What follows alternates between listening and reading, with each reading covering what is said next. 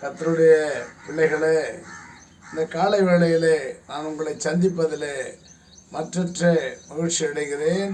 உள்ளபடியே தேவன் உங்களை ஒவ்வொரு நாளும் ஆசீர்வதிக்கும்படியாக, உங்களுடைய கிருபைகள் உங்களுக்கு வரும்படியாக, தேவனுடைய கரத்தின் கீழ் நீங்கள் அடங்கி இருக்கும்படியாக சில வார்த்தைகளை கொடுத்திருக்கிறார். சங்கீதங்களின் புஸ்தகம் 37ஆம் அதிகாரம் 3ஆம் வசனம் 4ஆம் வசனம் அவைகளை நாங்கள் வாசிக்கிறோம். கர்த்தரை நம்பி நன்மை செய், தேசத்தில் குடியிருந்து சத்தியத்தை மேய்ந்துகொள். கர்த்தரை நம்பி, யாரை நம்பி நாம் நன்மை செய்ய வேண்டும் என்று சொன்னால், நாம் நினைப்போம் ஊழியக்காரர்கள் பல பேர் பல விதங்களிலே ஒருவேளை ஏமாற்றுகிறார்களோ என்று உங்களுக்கு தோன்றும். ஆனால் யாரை நம்பி நன்மை செய்ய வேண்டும்? கர்த்தரை நம்பி நன்மை செய், தேசத்தில் குடியிருந்து சத்தியத்தை மேய்ந்துகொள். சத்தியத்தை மேயணுங்க. ஒரு மாடு ஆடு எப்படி போய், ஒரு பூனை கூட ராத்திரியிலே வீடு வீடாய் நுழைந்து ஜன்னலை திறந்து வைக்க முடியல, ராத்திரி எல்லாத்தையும் பூனை உள்ள நோஞ்சி எல்லாத்தையும் சாப்பிட்டு போயிடுச்சு என்று சொல்வது போல சத்தியத்தை மேய்ந்து கொள்ளணும். நம்ம கிட்டவே கையிலே எடுத்து வந்து கொடுத்தா கூட நம்ம என்ன பண்ணுறோம்? சத்தியம் பைபிள் நம்ம வீட்டில் இருக்குது, ஆனாலும் அசட்டையாக அவைகளை நாம் எடுத்து படிப்பதே இல்லை. தினந்தோறும் ஒரு அதிகாரம், நீதிமொழிகளோ அல்லது சங்கீதமோ ஏதாவது ஒரு அதிகாரத்தை நாம் வாசிப்போம் என்றால் கொஞ்சம் ஞானம், அறிவு, புத்தி நமக்கு தானாய் பெருகும். என்ன செய்ய வேண்டும் என்பது, நாம் அநியாயம் செய்ய அனைவரும் கற்றுக்கொண்டிருக்கிறவர்கள் தான். எந்த வேலையும் செய்ய நம்ம கற்றுக்கொண்டிருப்போம். ஆனால் நீதியை செய்வதற்கு நாம் இன்னும் ஒருவனும் கற்றுக்கொள்ளவில்லை. நீதி, நியாயம் செத்து 40 வருஷம் ஆகுது. எவனும் நியாயம் பேச மாட்டான். ஆஃபீஸில் நடக்கிற அநியாயங்களுக்கு கூட துணை போவான், கிறிஸ்தவன் தான். ஆனால் அது நடக்குதா? அதுக்கு நம்ம என்ன பண்ண முடியாது. அதை நம்ம பண்ணுவோன்னா நம்ம மேலே ஒருத்தர்னு சொல்லி அநியாயத்திற்கு பாடுபடுவார்கள். அநியாயத்துக்கு பாடுபட்டீங்கன்னா உங்கள் இஷ்டப்படி சிலவற்றை மாற்றுவீர்கள் என்று சொன்னால், அது நீங்கள் அடுத்தவருக்கு அளிக்கும் தீர்ப்பின்படியே உங்களுக்கும் அளிக்கப்படும். அது நடந்திருக்கிறது. மறுபடியும் நீங்கள் அதை செய்து கொண்டிருப்பீர்கள் என்று சொன்னால் மறுபடியும் உங்களுக்கு தீர்ப்பு அதே போல வரும் என்பதை நான் இந்த நேரத்தில் சொல்லிக் கொள்கிறேன். கர்த்தரை நம்பி நன்மை செய், தேசத்தில் குடியிருந்து சத்தியத்தை மேய்ந்து கொள். மேய்ங்க, சத்தியத்தை போய் மேய்ங்க, கற்றுக்குங்க. கர்த்தரிடத்தில் மனமகிழ்ச்சியாயிரு, அவர் உன் இருதயத்தின் வேண்டுதல்களை உனக்கு அருளச் செய்வார்.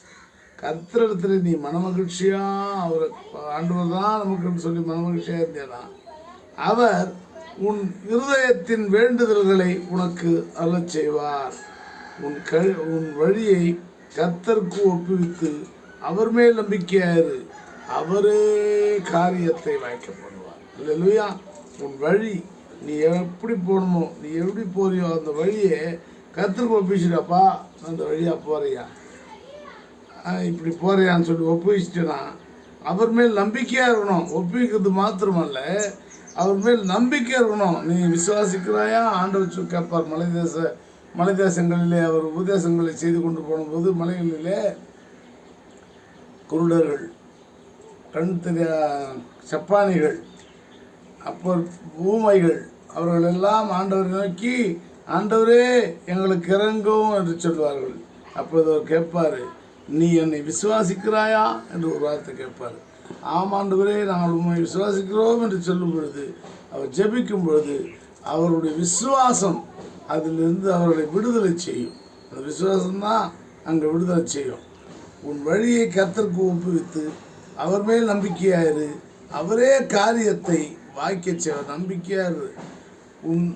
6ஆம் வசனம், உன் நீதி வெளிச்சத்தை போலும், உன் நியாயம் பட்ட பகலை போலவும் விளங்க பண்ணுவார். உன் நீதி, நீ செய்கிற நீதி யாருக்கும் தெரியலையே. நான் நீதி செய்தனே, நான் தர்மம் செய்தனே, நான் செய்தனே, அது யாருக்குமே தெரியலையே. யாருக்கு தெரியும்? ஃபோட்டோ எடுத்து போடலாமா, பேப்பரில் போடலாமான்னு நம்ம நினைப்போம். அப்போ சொல்கிறாரு, உன் நீதியை வெளிச்சத்தை போலவும் நியாயத்தை பட்ட பகலை போல விளங்க பண்ணுவார். யார் பண்ணுவார்? கர்த்தர் பண்ணுவார். நீ செஞ்சுக்கிட்டே இரு. கர்த்தரை நோக்கி அமர்ந்து அவருக்கு காத்திரு.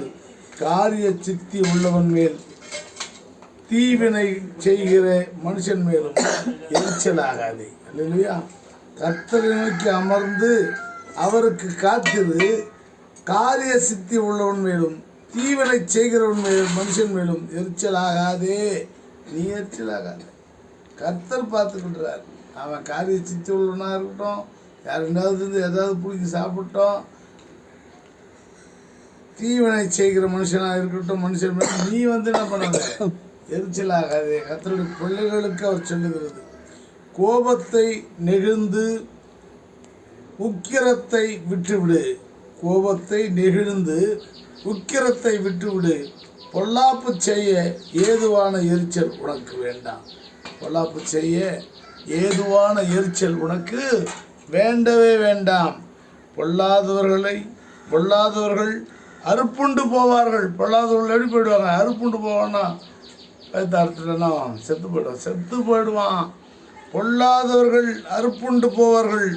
கர்த்தருக்கு காத்திருவர்களோ பூமியை சுதந்திரித்துக் கொள்வார்கள். பொல்லாத அநியாயக்காரை அக்கிரமக்காரை அவன் பூமியில் நிற்பதில்லை. தேவன் அவனை அவ்வளோதான், வாழ்க்கையை முடித்து போயிடும். இந்த மாதிரி பண்ணுவார். பொல்லாதவர்கள் அறுப்புண்டு போவார்கள். கர்த்தருக்கு காத்திருவர்களோ பூமியை சுதந்திரித்துக் கொள்வார்கள். இன்னும் கொஞ்ச நேரம்தான், அப்போது துன்மார்க்கன் இரான். அவன் துன்மார்க்கனுடைய நாட்கள் எல்லாம் முளைக்கிற பூவுக்கும் பூண்டுக்கும் சமம். கொஞ்ச நேரம் தான் இருப்பான். அவன் துன்மார்க்கன் பெரிய ரவுடியாக இருப்பான். பெரிய இந்த மாநிலத்துக்கே தமிழ்நாட்டுக்கே பெரிய ஆளாப்பான். ஆனால் கொஞ்ச நேரத்தில் அவனுடைய மரணம் அவனை தொட்டுரும். இன்னும் கொஞ்ச நேரம்தான், அப்போது துன்மார்க்கன் இரான். அவன் ஸ்தானத்தை உற்று விசாரியானால் அவன் இல்லை. அவன் ஸ்தானத்தை நீ உத்து அவன் கப்பான்னு வளர்ந்தான் போல தப்பிடுவான். கப்பான்னு இன்னைக்கு பல பேர் வளர்கிற மாதிரி இருக்கிறான். நான் தான் இங்கே ரவுடின்றான். ஆனால் அந்த ரவுடி கொஞ்ச நாளில் அவன் காணாதே போயிடுவான். அவன் வேலையாக மாட்டான்.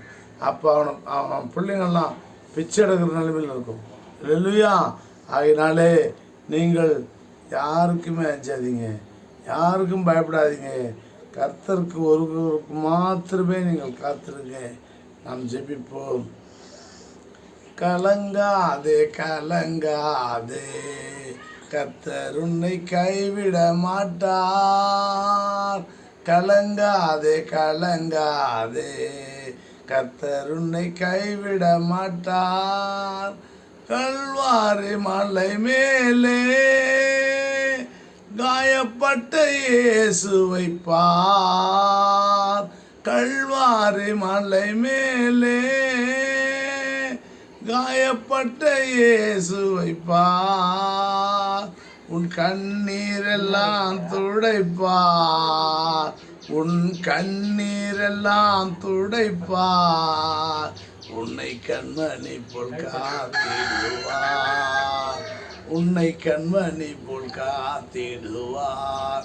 கலங்காதே கலங்காதே, கர்த்தர் உன்னை கைவிட மாட்டார். உலகத்தின் வெளிச்சம் நீ,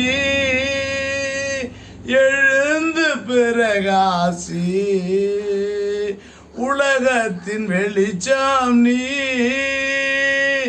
எழுந்து பிரகாசி. மலை மேல் உள்ள பட்டணோ, நீ மலை மேல் உள்ள பட்டணோ, நீ மறைவாக இருக்காதே. நீ மறைவாக இருக்காதே. கலங்காதே கலங்காதே, கர்த்தர் உன்னை கைவிட மாட்டார். அன்பின் பரலோக பிதாவே, இந்த அருமையான காலை வேளையிலே உங்களை நாங்கள் துதிக்கிறோம், நாங்கள் போற்றுகிறோம். ராஜா, நீர் மகிமையானவர், நீர் சக்கினாலின் மகிமை. ஆண்டவரே, நீரே இந்த உலகத்தில் ஒரே ஒப்பற்ற தெய்வம். உண்மையல்லாமல் வேறு தெய்வங்கள் இந்த உலகத்திலே கிடையவே கிடையாது. ஆண்டவரே, நீர் சத்தியபரர், நீர் நீதிபரர், நீர் பரிசுத்த ஆவினாலே பிறந்து எங்களை ஆசீர்வதித்துக் கொண்டிருக்கிறவர். எங்களுக்காக பரலோகத்தின் ராஜ்யத்தை கட்டி கொண்டிருக்கிறவர். நாங்கள் அதில் வர எங்களை ஆண்டவரே கொஞ்சம் கொஞ்சமாக எங்கள் பாவங்களை, எங்கள் அக்கிரமங்களை, ஆண்டவரே எங்கள் மீறுதல்களை கழுவி கரை போக்குகிற கர்த்தர் நீராக இருக்கிறபடினாலே உம்மை ஸ்தோத்திரிக்கிறோம். காலை வேளையிலே இந்த செய்தியை யாரெல்லாம் பார்த்து கொள்கிறார்களோ அவர்களை தேவன் தாமே அற்புதமாக ஆசீர்வதிப்பார்.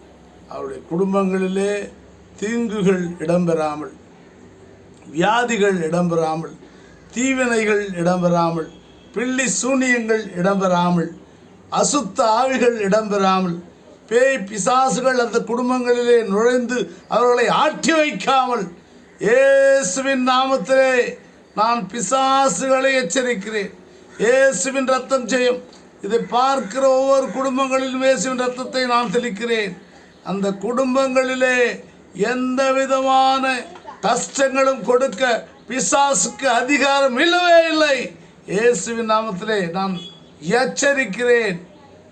பிசாசானவன் அவன் வாளை சுருட்டி கொண்டு ஓரமாயிருக்க அந்த குடும்பத்திலே அவன் கை வைக்க நினைத்தால் அங்கே அவன் பொசுக்கி நசுக்க இயேசுவின் ரத்தம் அங்கே விடுதலையாய் நிற்கிறது. ஆண்டவர் தாமே அந்த அன்று ஜனங்கள் நிலைக்கால்களிலே இயேசுவின் ரத்தத்தை ஆற்று ரத்தத்தை பூசின பொழுது அங்கே சங்காரத்துடன் போக முடியவில்லை. ஆகையினாலே நாங்கள் இயேசுவின் ரத்தத்தை ஒவ்வொரு குடும்பத்திலும் தெளிக்கிறோம். ஒரு பிசாசும், ஒரு சூன்யமும், ஒரு வியாதியும், ஒரு கர்த்தாவே அவர்களை மடங்கடிக்கிற எந்த ஆவியும் அதுள்ளே போகாதபடி நீர் கட்டளையிடும், காத்துக்கொள்ளும். ஆண்டவரே, வியாதிஸ்தர்களுக்காய் வருகிறேன். எல்லா வியாதிகளுக்கும் இயேசுவின் ரத்தமே மருந்தாகட்டும். ஆண்டவரே, உம்மாலே அன்றி ஒருவராலும் அதை தீர்க்க முடியாது. நீர் செய்ய வல்லவர். வியாதிஸ்தர்களை நீக்கி போடும். திருமணமாகாத சகோதரிகளுக்கு திருமணம் நடக்க கர்த்தர் உதவி செய்வீராக. பிள்ளை இல்லாத மலடியாயிருக்கிற சகோதரிகளுக்கு கர்ப்பத்தின் கனியை ஆசீர்வதிப்பீராக. ஆண்டவரே, திருமணமாகாத மகன்களுக்கு சீக்கிரத்தில் திருமணமாக கர்த்தர் உதவி செய்கிறாங்க. பெண்கள் கிடைக்க, நல்ல குடும்பங்களிலே கிடைக்க, அவர்கள் குடும்பங்கள் ஆண்டவரே இன்று டைவாஸிலே இருக்கிற எத்தனையோ குடும்பங்கள் இருக்கிறது. அந்த குடும்பங்களிலே சமாதானம் உண்டு பண்ணுவாராக. கணவன் மனைவிகள் நிறைய பேர் பிரிந்து வாழ்க்கையிலே வாழ்ந்து கொண்டிருக்கிறார்கள். அவர்கள் ஒற்றுமையாய் சேர கர்த்தர் உம்மால் ஆண்டவரே இயன்ற அந்த நற்காரியங்களை நீ செய்வீர். நீர் செய்யாமல் யார் செய்வது? ஆண்டவரே, உம்மாலே தான் அது நடக்கும். ஆண்டவரே, அந்த வேலைகளை செய்து முடியும். ஆண்டவரே, ஆண்டவரே, தகப்பன் இல்லாத பிள்ளைகள் நிறைய பேர் உலகத்திலே உண்டு. தகப்பன் மரித்து போயிருக்கிறார். தாய் மாத்திரமே அந்த குடும்பத்தை சுமந்து நடத்துகிறாள். அப்பேற்பட்ட குடும்பங்களிலே உம்முடைய கரம் ஆசீர்வாதமான கரமாக இருந்து எலியா ஆண்டவரே அந்த விதவையின் தாய் வீட்டுக்கு போன பொழுது என்னையும் மாவும் குறைபடாதபடி ஆசீர்வதித்தாரே, அதே ஆசீர்வாதத்தை இன்று நான் கட்டளையிடுகிறேன். எந்த விதவை வீட்டிலும் ஆண்டவரே என்னையும் மாவும் குறைவுபடாதபடி நேரே உடைய கிருபையை அனுப்புகிறார்கள். அல்லேலூயா, அல்லேலூயா. வியாதிப்பட்டு கிடக்கிற பிள்ளைகளை நீர் சீர்தூக்கி நிறுத்துகிறார்கள். கர்த்தர் தாமே இந்த காலை வேளையிலே ஒவ்வொருவரும் ஆசீர்வதிக்க முடியாது நாங்கள் கேட்டுக்கொள்கிறோம். இயேசு நாமத்தில் ஜெபிக்கிறோம் எங்கள் ஜீவனுள்ள நல்ல பிதாவே. ஆமென், ஆமென், ஆமென்.